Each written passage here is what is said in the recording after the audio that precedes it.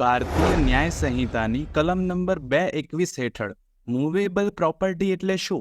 Movable પ્રોપર્ટીને આપણે generally જંગમ મિલકત તરીકે ઓળખીએ છીએ. હવે જંગમ મિલકતનો કોન્સેપ્ટ શું છે, અથવા તો આપણે એવું કહી શકીએ કે ભારતીય ન્યાય સંહિતાની જ્યારે આપણે વાત કરીશું ત્યારે જ્યાં મૂવેબલ પ્રોપર્ટી શબ્દનો ઉપયોગ થશે ત્યારે તેમાં કયા પ્રકારની મિલકતનો સમાવેશ થશે? તો ફ્રેન્ડ્સ, કલમ નંબર 221માં ભારતીય ન્યાય સંહિતામાં ખાસ કરીને 221 જે સેક્શન છે એમાં મૂવેબલ પ્રોપર્ટીનો કોન્સેપ્ટ આપેલો છે, જે જણાવે છે કે movable property includes property of every description except land and things attached to the earth or permanently fastened to anything which is attached to the earth. એટલે શું કે મૂવેબલ પ્રોપર્ટી એટલે કે જંગલ મિલકતમાં જમીન અને જમીન સાથે જોડાયેલી વસ્તુઓ અને જમીન સાથે જોડાયેલી કોઈ વસ્તુ સાથે કાયમી રીતે કાયમી રીતે જકડી લીધેલી વસ્તુઓ સિવાયની દરેક પ્રકારની મિલકતોનો સમાવેશ થઈ જાય છે. એટલે કે ભારતીય ન્યાય સંહિતામાં જ્યારે મૂવેબલ પ્રોપર્ટીની આપણે વાત કરીશું ત્યારે એવી વસ્તુઓ જે જમીન સાથે જોડાયેલી વસ્તુઓ છે, પરમાનન્ટલી જોડાયેલી વસ્તુ છે અને જકડી લીધેલી વસ્તુઓ છે જમીન સાથે, એ સિવાયની તમામ વસ્તુઓ જે છે એ મૂવેબલ પ્રોપર્ટી છે. અને જે જમીન સાથે જોડાયેલી વસ્તુઓ છે એને આપણે ઈ મૂવેબલ પ્રોપર્ટી કહીએ છીએ. ઓકે, તો ઈ મૂવેબલ પ્રોપર્ટી જેને આપણે ગુજરાતીમાં સ્થાવર મિલકત કહીએ છીએ, મૂવેબલ પ્રોપર્ટીની કોન્સેપ્ટ હશે ત્યારે આપણે ગુજરાતીમાં એને જંગમ મિલકત કહીશું. ઓકે, જે જમીન સાથે પરમાનન્ટલી જોડાયેલી નથી, જે જમીનથી ઉપર છે અથવા તો જેને આપણે દૂર કરી શકીએ છીએ, જેને આપણે બીજા શબ્દોમાં કહીએ ખસેડી શકીએ છીએ, એ બધી જે વસ્તુઓ છે એ બધી પ્રોપર્ટી જે છે એ બધી મૂવેબલ પ્રોપર્ટી છે. પણ એ સિવાયની જે જમીન સાથે જોડાયેલી છે, જમીન સાથે કોઈ વસ્તુ એવી રીતે કાયમ રીતે જકડી લીધી છે, કાયમી પરમાનન્ટલી, તો આવી જે વસ્તુઓ છે એ દરેક પ્રકારની પ્રોપર્ટી અને આપણે મૂવેબલ પ્રોપર્ટી અને ઈ મૂવેબલ પ્રોપર્ટી આ કોન્સેપ્ટ છે બંનેનું. અહીંયા મૂવેબલ પ્રોપર્ટી કીધું છે કે એ સિવાયની જે પણ કોઈ વસ્તુઓ હશે એ બધી મિલકતો જે છે એ જે મૂવેબલ પ્રોપર્ટી છે આપણે કહીએ જંગમ મિલકતમાં એનો સમાવેશ થશે. પણ જે કાયમી જોડાયેલી જમીન સાથે વસ્તુઓ છે એ જંગમ મિલકતમાં આવશે નહીં, પણ સ્થાવર મિલકતમાં આવશે. ક્લિયર? તો આ 221 હવે યાદ રાખી લેજો. ભારતીય ન્યાય સંહિતાનો કોન્સેપ્ટ છે મૂવેબલ પ્રોપર્ટી. આઈપીસીમાં કલમ નંબર 22માં આ કોન્સેપ્ટ આપવામાં આવેલો હતો. જો પ્રશ્ન પૂછાય તો એ રીતે યાદ રાખવાનું છે. હવે 221માં આ કોન્સેપ્ટ છે. આઈપીસીમાં કલમ નંબર 22, પણ ભારતીય ન્યાય સંહિતામાં કલમ number 221. Yes friends, this is Chirag sir અને આપ જોઈ રહ્યા છો કોઈ પણ કાયદાને ગુજરાતી ભાષામાં ખૂબ જ સરળતાથી સમજાવતી ગુજરાતની નંબર 1 અને આપ સૌની મનપસંદ YouTube channel real education catch it. આજે આપણે ફરી એકવાર મળ્યા છે. ભારતીય ન્યાય સંહિતા 2023ના મોસ્ટ ઇમ્પોર્ટન્ટ કોન્સેપ્ટને આપણે ચલાવી રહ્યા છે, કલમ નંબર 2. અને ખાસ કરીને આજે ક્લાસ નંબર 8માં આપણે બીજી બહુ જ અગત્યની વ્યાખ્યા જે હમણાં સમજ્યા અને બીજી વ્યાખ્યાઓ પણ સમજવા જઈ રહ્યા છે. જે પણ કોઈ સ્ટુડન્ટ્સ આજે ચેનલ પર નવા છે, પ્લીઝ ચેનલને સબસ્ક્રાઇબ કરી લો, બેલ નોટિફિકેશન આઇકોનને ઓન કરી લેજો, જેથી આવનારા મોસ્ટ ઇમ્પોર્ટન્ટ વિડીયોઝના નોટિફિકેશન આપ સૌને સૌથી પહેલા મળી જાય. બિલકુલ સમયને નહીં બગાડીએ, નેક્સ્ટ વ્યાખ્યા તરફ આગળ વધીશું. પણ ફ્રેન્ડ્સ, આગળના વિડીયો જો આપે જોયા નથી તો ચેનલ પર અવેલેબલ છે. આઈ બટનને ક્લિક કરીને પણ આપ આગળના દરેક વિડીયો એટલે કે ક્લાસ નંબર 1 થી ક્લાસ નંબર 7 સુધીના દરેક વિડીયો જોઈ શકો છો. જરૂરથી ચેકઆઉટ કરજો.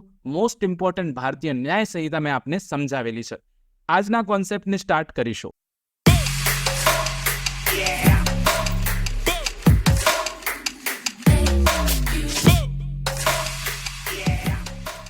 હવે ફ્રેન્ડ્સ, કલમ નંબર 222 જોઈએ તો ત્યાં નંબરની વ્યાખ્યા આપેલી છે.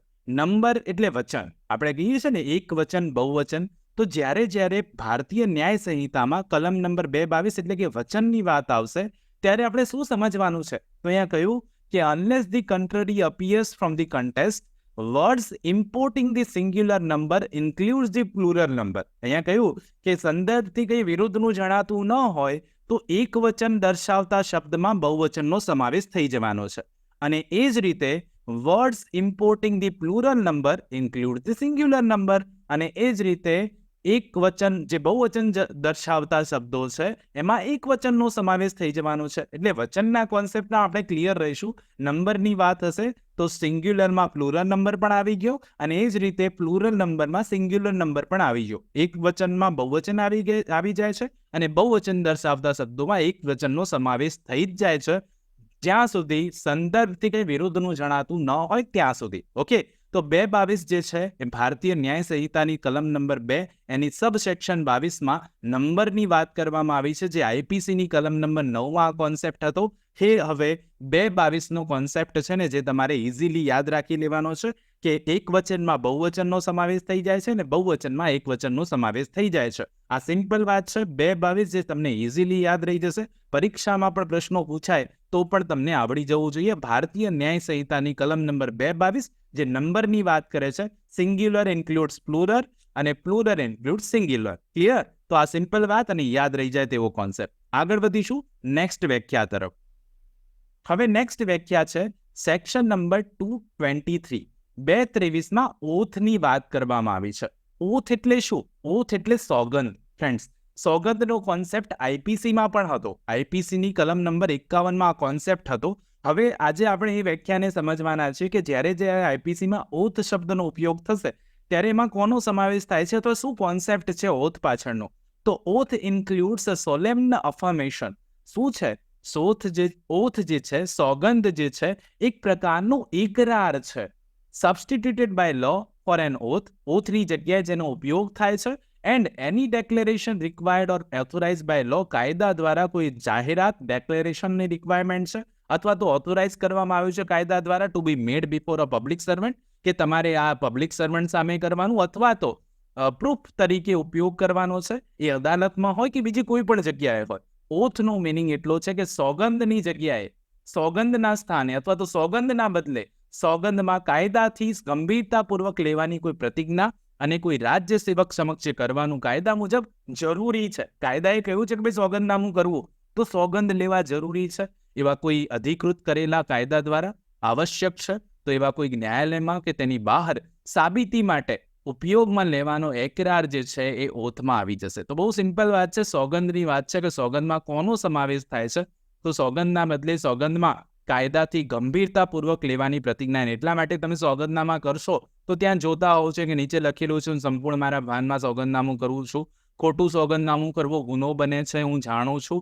તો આ ગંભીરતા બતાવે છે સોગંદની. તો સોગંદમાં ગંભીરતાપૂર્વક લેવાની કાયદાની પ્રતિજ્ઞા છે. પ્રતિજ્ઞાનું અને કોઈ રાજ્ય સેવક સમક્ષ જે કરવાનું કાયદા મુજબ જરૂરી છે, આવશ્યક હોય કે કાયદાએ અધિકૃત કરેલું છે કે ભાઈ આ કરવું પડશે, અથવા કોઈ અદાલતમાં કે તેની બહાર સાબિતી માટે for the purpose of what, for the purpose of proof, સાબિતી માટે ઉપયોગમાં લેવાનો એક અફર્મેશન, એક કહી શકાય કરાર છે, એકરાર છે, જેને આપણે એકરાર કહીએ છીએ ગુજરાતીમાં. તો એ છે સોગંદ. તો ઓથની વાત હોય તો એ પણ બહુ સિમ્પલ છે. ભારતીય ન્યાય સંહિતાની કલમ નંબર 223માં ઓથનો કોન્સેપ્ટ આપેલો છે જે ઇઝીલી આપ યાદ રાખી શકશો.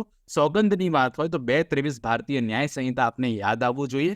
બહુ જ સિમ્પલ કોન્સેપ્ટમાં આજે 3 વ્યાખ્યાઓ આપણે સમજ્યા છે, જે 3 આઈ હોપ આપને આવડી ગઈ હશે.